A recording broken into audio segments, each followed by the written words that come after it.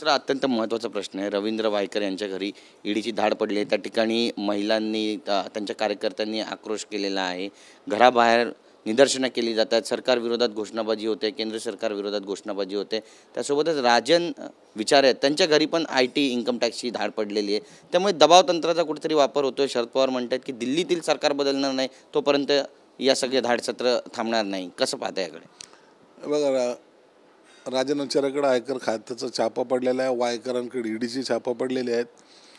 आणि वायकर हा कार्यकर्ता आहे, परंतु याचा बोलता धनी कोण हा याच्यातून निष्पन्न होणार आहे.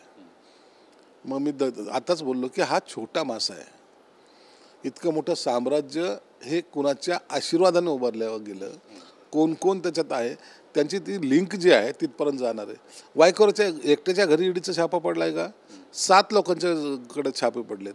आणि हे 7ही लोक कुणाशी कनेक्ट आहेत हे भविष्यात तुम्हाला लक्षात येईल ना. म्हणून कार्यकर्त्याने तिथं निदर्शन करणे हे त्यांच्याबद्दलचं असलेलं प्रेम असू शकतं, परंतु व्यवहार ज्याला म्हणतात तो करताना मला तरी वाटतं की वायकर या सर्व प्रकरणातला एक छोटासा घटक आहे, छोटा मासा आहे. मोठ्या माशाकडे जाण्यासाठी छोट्या माशाला पहिलं पकडावं लागतं. त्या पद्धतीने ईडीने यांच्यावर कारवाई केलेली आहे. आता मोठे मासे यांच्या जाळ्यात निश्चित येतील असं मला तरी आजपासून या कारवाईवरून दिसून येतं आहे. मोठे मासे नेमके आहेत कुठे? मुंबईत आहेत, मुंबईच्या बाहेर आहेत, बँड्रात आहेत, कुठे आहेत? मुंबई सोडून जातील कुठं? मुंबईतच आहेत सर्व. काही लोक फॉरेन दौरा करून येतात तो भाग वेगळा, परंतु मासे सगळे मुंबईत आहेत. आणि त्यांना आता ती भीती वाटायला लागली. म्हणून या गोष्टीवर ते रिॲक्शनसुद्धा देणार नाहीत. आपली प्रतिक्रिया काय तेच लवकर बोलणार नाहीत, कारण त्यांना माहिती आता हा रस्ता तिथून निघून आपल्यापर्यंतच पोहोचणार आहे. म्हणून या कारवाई जशा झाल्यात त्यावेळेला यांना भीतीचं वातावरण तयार व्हायला लागलं आहे. मग म्हणतात की हे सत्ता आहे म्हणून असं होतं आहे. हे सरकार तसंच आहे. जसं मोदी म्हणतात ना, खाऊंगा ना खाने दूंगा, तर जिसने खाया है वो सब अब निकालूंगा. तर असं हे निकाल काढायचा आता प्रयत्न सुरू झालेला आहे. आणि म्हणून यांचे धाबे दणाणलेले आहेत.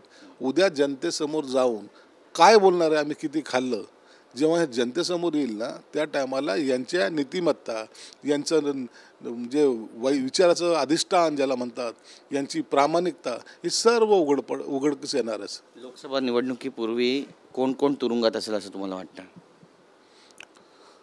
आता हा जानेवारीचा महिना आणि फेब्रुवारीचं 15 तारीख किंवा पुढचा महिना हा यांच्यासाठी लागलेला ग्रहण आहे.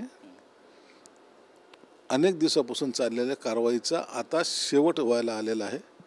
म्हणून जे जे काही आहे त्याच्यातले ते तुम्हाला हे लवकरच जेलमध्ये दिसतील.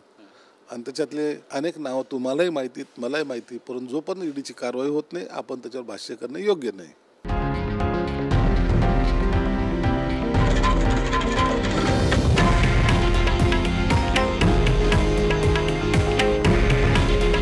हे आहे देशातील नंबर 1 न्यूज नेटवर्क आणि आपण पाहत आहात TV9 मराठी. काळजी तुमची, हित महाराष्ट्राचं.